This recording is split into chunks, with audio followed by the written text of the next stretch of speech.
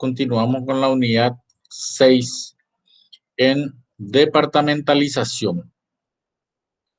El término departamentalización se refiere no a crear departamentos, sino que a agrupar por áreas o departamentos, digamos. Deriva del proceso de división de trabajo y agrupación de actividades con diferentes criterios o con diversos criterios, por decir, digamos, se agrupa en tipos de departamentalización. Cuando estoy hablando de departamentalizar, significa la de agrupar en departamentos. No significa que va a tener un nivel jerárquico de departamento, que es otra cosa. El nivel jerárquico tiene que ver con el nivel de dirección, departamento, división, sección, digamos, la jerarquía. Acá no estamos hablando de jerarquizar, sino que de agrupar y departamentalizar. El hecho de ese agrupamiento en actividades o agrupar a personas en grupos que realizan la misma actividad, ese hecho se denomina departamentalizar. Entonces, a eso nos estamos refiriendo cuando estamos hablando de departamentalización o la actividad de departamentalizar.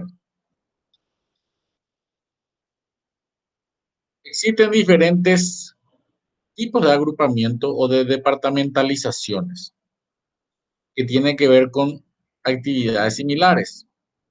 Por ejemplo, dentro de la educación, en la Facultad de Ciencias Agrarias todavía no está departamentalizada la facultad. En otras sí, por ejemplo, la Facultad de Politécnica está departamentalizada. ¿Qué significa? Las asignaturas o las cátedras se agrupan por asignaturas comunes.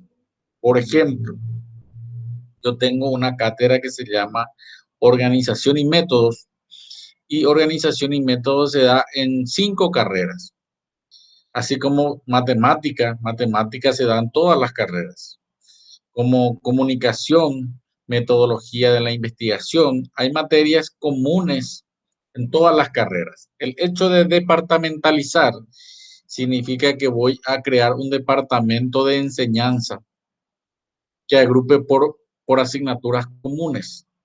Entonces, yo voy a tener un profesor de metodología de la investigación y en el grupo voy a tener, o en el curso voy a tener estudiantes de 3 o 4 o 5 carreras.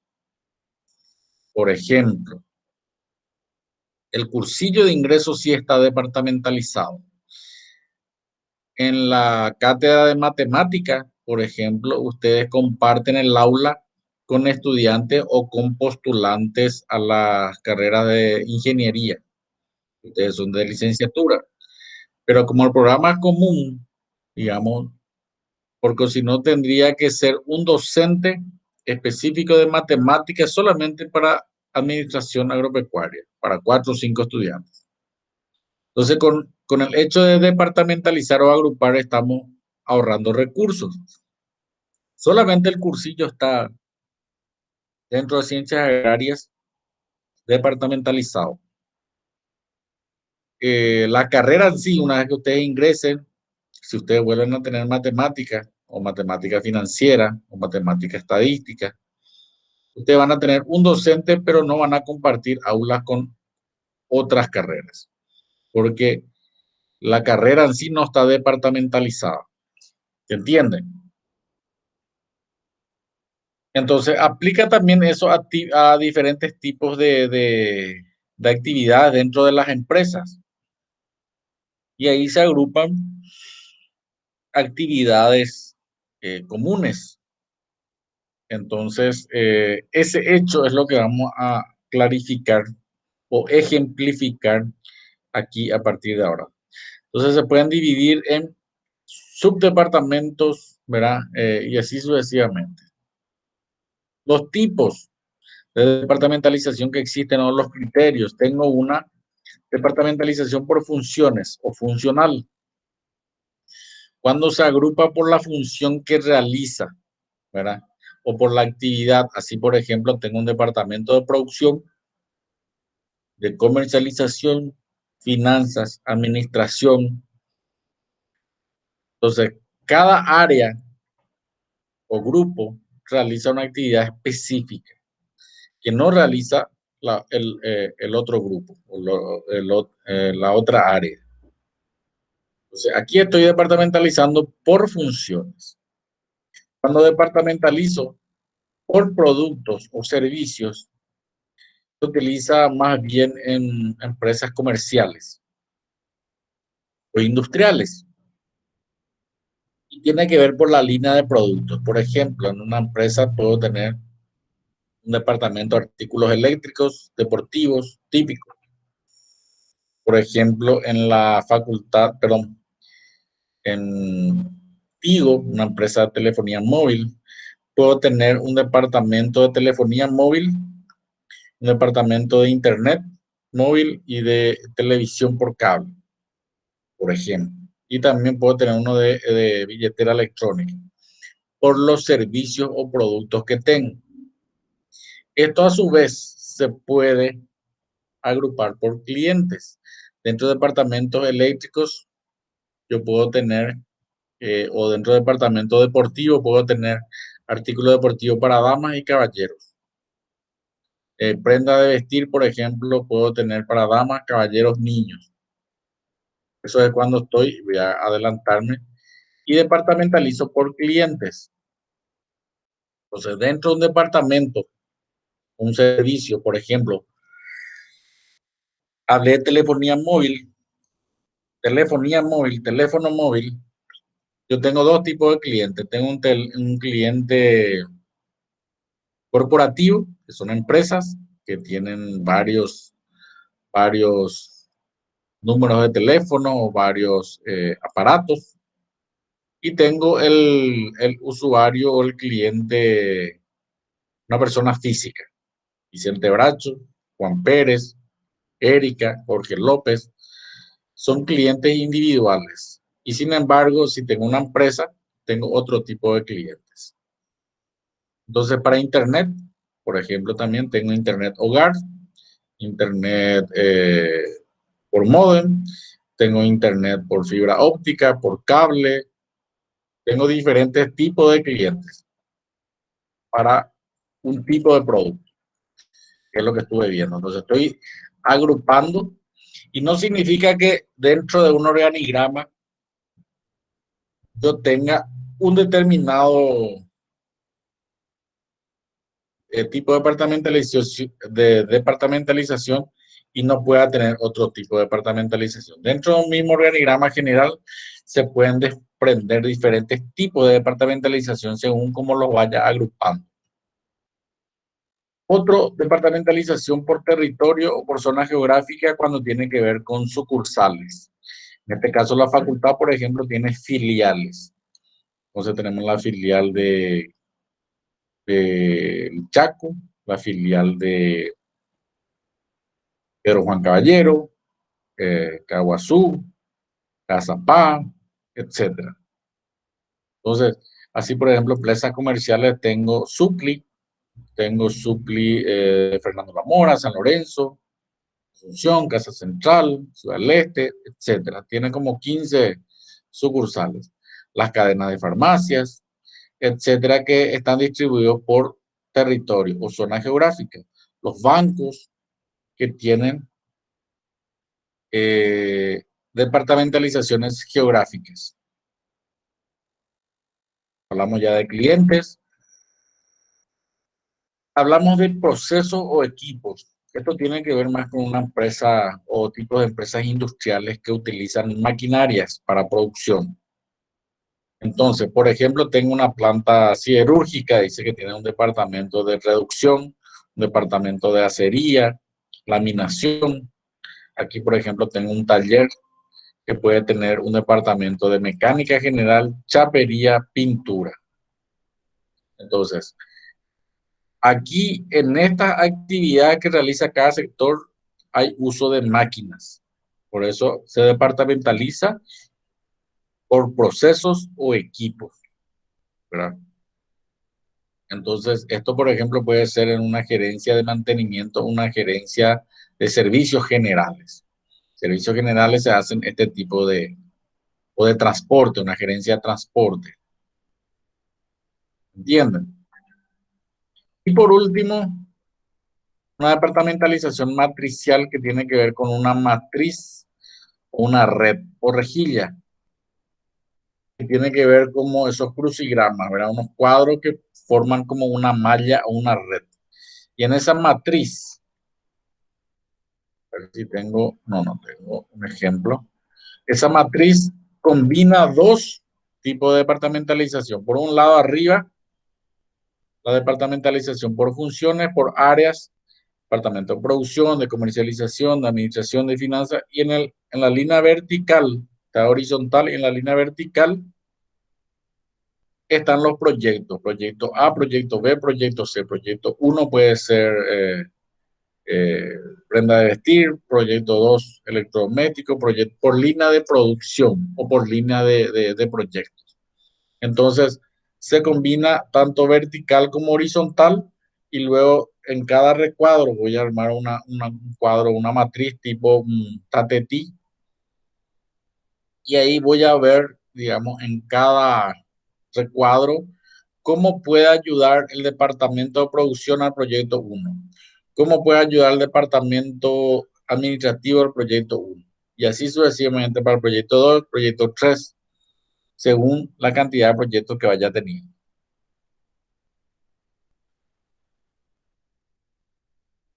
La estructura organizacional viene a ser cómo se va a estructurar o se va a nivelar, cuántos niveles, cuántas áreas va a tener mi organización, que tiene que ver con lo que recién pasamos, la departamentalización. Ese organigrama, ese gráfico que estuvimos viendo aquí, esto, esto es en base a una estructura, y esto puede ir bajando más, y allí la estructura va a crecer, y por ende ese gráfico se llama organigrama. El organigrama es el gráfico de la estructura de la organización.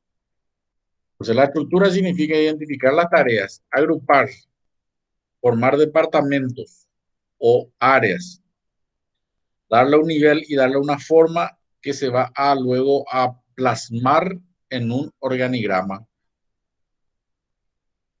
Entonces, esa división de trabajo de acuerdo a las actividades por cada sector o organización se denomina estructura organizacional.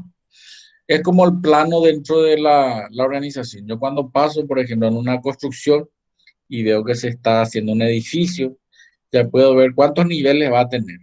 Va a ser de 2 pisos, de 3 pisos, de 5 pisos, de 10 pisos. Puedo ver su estructura o su esqueleto. A eso se refiere la estructura organizacional. Yo tengo que ver la estructura, el esqueleto, cómo va a estar armado mi organización. Entonces, por eso repito que es el plano, cómo va a estar armado.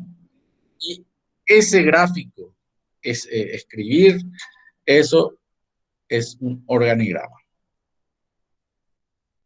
Entonces, ahí tengo la estructura formal, y normalmente se representa, dije, por organigrama. Pueden ver las líneas de mando, los niveles, ¿verdad? Quiénes van a estar trabajando, staff, proporciona asesoramiento, investigación, pericia especializada. Entonces, se pueden ir formando esa estructura organizacional a través del organigrama. La estructura de la organización es fundamental para planificar y controlar, ¿verdad?, la utilidad dentro de la, para planificar cuántas personas van a trabajar, cuántos recursos necesito, cuántos equipos necesito. El organigrama es la representación gráfica de esa estructura, ¿verdad? Y es muy importante porque sirve, repito, como un plano para el arquitecto. Uno al leer ya puede saber cuán grande va a estar dimensionada la organización. ¿Cuál es el objetivo? Mostrar en un solo gráfico, plasmar y transmitir de forma gráfica, dice, cómo está compuesta la organización. Cuando hablo acá en esta unidad de organización, me refiero a la institución o a la empresa. ¿Por qué es útil El organigrama brinda una información formal, una fuente de consulta oficial, facilita conocer cómo está compuesta la organización, sus niveles jerárquicos y constituye un elemento valioso para hacer un primer análisis. ¿Qué debe tener un organigrama? Tiene que ser preciso. Todas las unidades, sus relaciones tienen que estar bien claros. Tiene que ser sencillo. Tiene que ser lo más claro posible, lo más sencillo posible, representar, ¿verdad?, lo más comprensible posible. Tiene que ser uniforme. Todos los recuadros tienen que tener el mismo tamaño. Uniformidad a la hora de graficar los tamaños, los tipos de letra. Tiene que tener presentación. Eso significa que tiene que tener un formato, ¿verdad? Entonces tiene que tener unos criterios si va a ser, y después vamos a ver los tipos de organigramas que hay, si va a ser vertical, horizontal, tiene que tener una misma presentación. Y tiene que estar vigente, significa la vigencia, tiene que estar actualizado para conservar su validez. Un plano, ¿verdad? Por lo menos 2 o 3 años. Normalmente hay que hacer una revisión periódica, hablo de 2 o 3 años, y revisar si la estructura se sigue manteniendo. Porque hay veces que se crean nuevas áreas, nuevos sectores, otros sectores ya desaparecen, y por ende, si no cambiamos o no modificamos o no actualizamos el organigrama, no sirve. Es como que yo lea un manual, o perdón, es como que yo lea un plano dentro de mi casa y mire, mira, acá tenés 2 piezas nomás, podés hacer más, y cuando vengo a mirar encuentro que había sido ya de 3 pisos la casa. Y lo que no se hizo era actualizar el plano.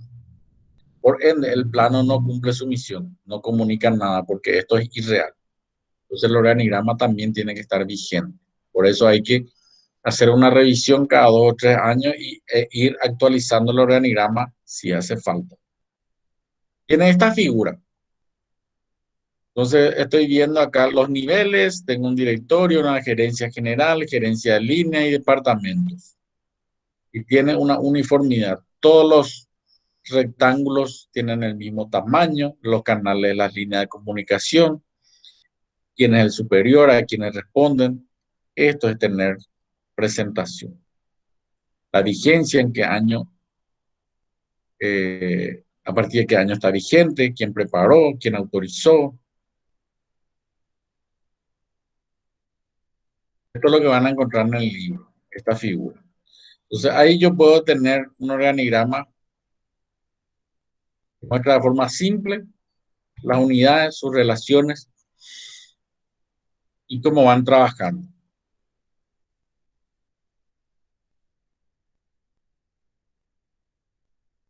Por último, los manuales administrativos. ¿Qué son los manuales administrativos? Son documentos que comunican, sirven de comunicación a todas las partes, a clientes internos, mis funcionarios, mis usuarios, a clientes externos, mis clientes, proveedores, y sirve para registrar y transmitir de forma ordenada lo que una organización, lo que una empresa quiere transmitir, quiere comunicar. El objetivo, presentar la visión de la organización, las funciones, comunicar las funciones que tiene que hacer una persona que ocupa un cargo, cuáles son sus actividades, sus responsabilidades, sus obligaciones, establecer claramente el nivel de autoridad, quién tiene un nivel jerárquico superior, inferior, permite ahorrar tiempo y esfuerzo, porque al leer ya puedo saber exactamente qué tengo que hacer dentro de mi cargo.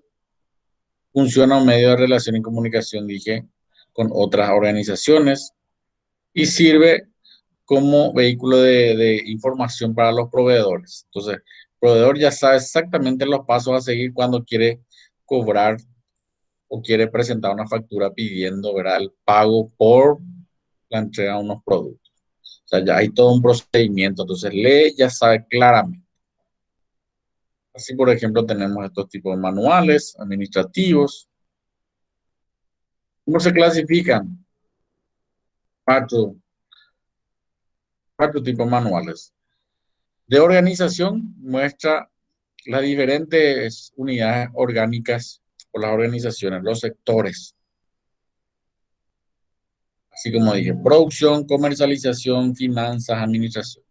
De procedimientos, establecen principalmente las actividades que hay que realizar. Yo tengo un procedimiento para pago de salarios, procedimiento para matriculación de usuarios, procedimiento para eh, emitir un certificado, hacer una apertura de cuenta corriente, habilitar una línea telefónica, etc. Hay diferentes procedimientos.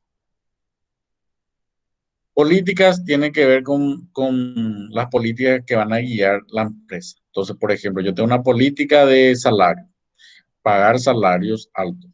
Tengo una política de compra, comprar solamente de empresas que emitan factura legal. Política de ventas.